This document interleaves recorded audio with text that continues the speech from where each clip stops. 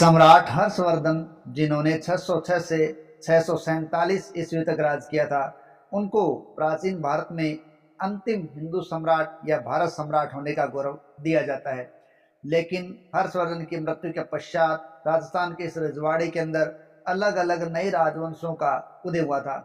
इन राजवंशों ने लगभग 7वीं से 12वीं शताब्दी तक एक छत्र अपना राज रखा था, और 7वीं से 12वीं शताब्दी तक जिन राजवंशों ने राज किया था वो राजवंश इतिहास के अंदर राजपूत नाम से जाने गए, और ये काल राजपूत काल के नाम से इतिहास में दर्ज हुआ है। इस राजपूतों के अंदर अलग अलग वंश हुए हैं। उन वंशों में से ही एक वंश हुआ है चौहान वंश। तो आज की हमारी कहानी famous stories of the world में चौहानों से संबंधित है, उनकी उत्पत्ति और उनके शासकों से संबंधित है। सर्वप्रथम राजपूतों की उत्पत्ति से संबंधित बात करें तो सबसे पहली बात आती है भाटों और चारणों की।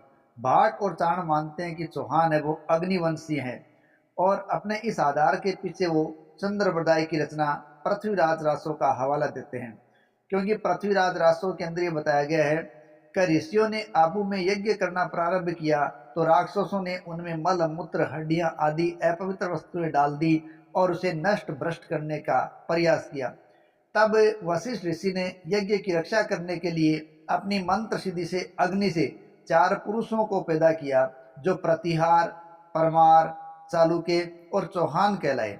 और नैणसी और सूर्यमल मिश्रण ने भी अपने ग्रंथों में इस कथानक को कुछ हेर फेर करके प्रधानता दी है।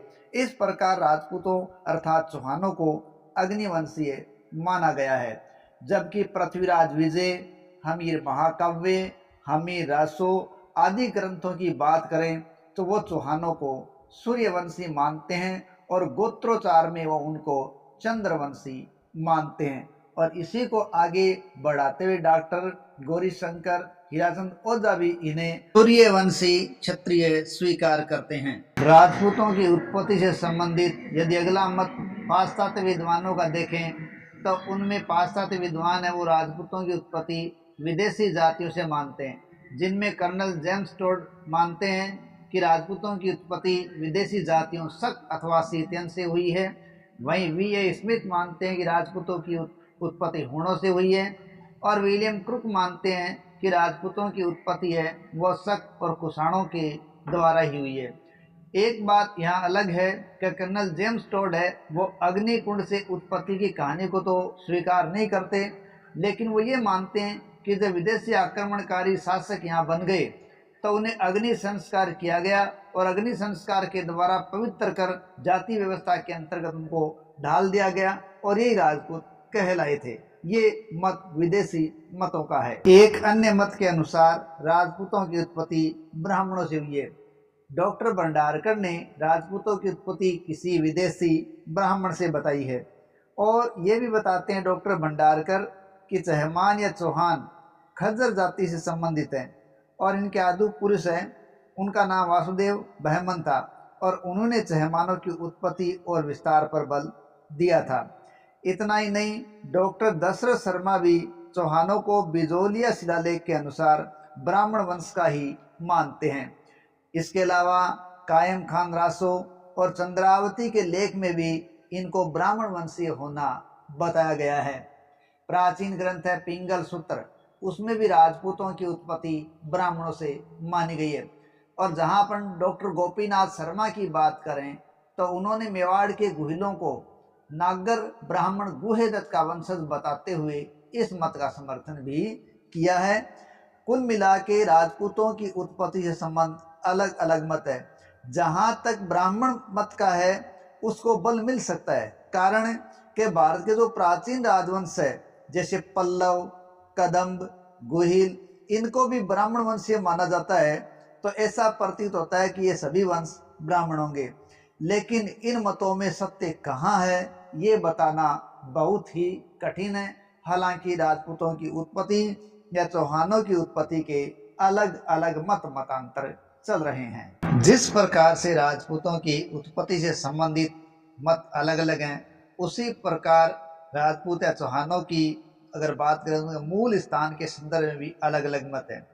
चित्तौड़गढ़ के मानमोरी के 713 ईस्वी के शिलालेख में दी गई वंशावली से महेश्वर दास और भीमदास जो नाम मिलते हैं और उनके आधार पर मानते हैं कि चहमान शासक भृतवृद्ध द्वितीय के ये पूर्व पुरुष थे और इसी आधार पर आगे इनको जोड़ा जाता है और इनको मौर्यों के वंश से संबंधित बताया जाता है और मूल निवास चित्तौड़ के आसपास रखा जा सकता है, लेकिन कुछ भी निश्चित तौर पर नहीं कहा जा सकता। दूसरी संभावना है कि 756 ईस्वी के शिलालेख में चयमानों की 6 पीढ़ियों के नाम दिए गए और इनमें अंतिम नाम भृतवृद्ध का आया है। अब 6ठी और 7वीं शताब्दी में बड़ौत के आसपास इनका रहना बताते हैं, लेकिन ये 6ठी और 7वीं शताब्दी का जो बड़ौत के आसपास रहना बताते हैं वो संगत प्रतीत नहीं होता, क्योंकि ये क्षेत्र प्रतिहारों का था। इस प्रकार हो सकता है कि शुरुआत में चहमान है वो प्रतिहारों के समान रहे हों। एक अन्य मत है जो सबसे अधिक विश्वास योग्य माना जाता है, वो मत है कि वे सपाद्रक्ष झील के आसपास के निवासी थे। पृथ्वीराज विजय के अनुसार, कल्पद्रुम कोश के अनुसार, लाडनू लेख के अनुसार चौमानों के निवास के संबंध में सपादलक्ष उचित प्रतीत होता है। सपादलक्ष में जांगल देश, सपादलक्ष, अक्षत्रपूत आदि का नाम विशेष रूप से लिया जाता है। इससे स्पष्ट होता है कि चयमान है वो जांगल देश, बीकानेर, जयपुर और उत्तरी मारवाड़ के क्षेत्रों के रहने वाले थे और इनका प्रमुख भाग सपादलक्ष या सांबर था और उसकी राजधानी अक्षत्रपुर अर्थात नागौर थी और उस समय की भौगोलिक सीमा के अनुकूल जांगल देश के विस्तृत भाग के सांबर और नागौर एक अंग हुआ करते थे। इस प्रकार जितने मत हैं वो मत उत्पत्ति से जुड़े हुए भी हैं, तो उन पे एक जगह ठहरना मुश्किल है। उसी प्रकार मूल निवास से संबंधित अनेक मत हैं, लेकिन उसमें भी सपादलक्ष या सांबर का क्षेत्र मुख्य माना गया है और अक्षत्रपुर, नागौर इनकी राजधानी को माना जाता है। अगले पार्ट के अंदर हम इन चौहानों के प्रमुख शासकों के बारे में जानकारी साझा करेंगे।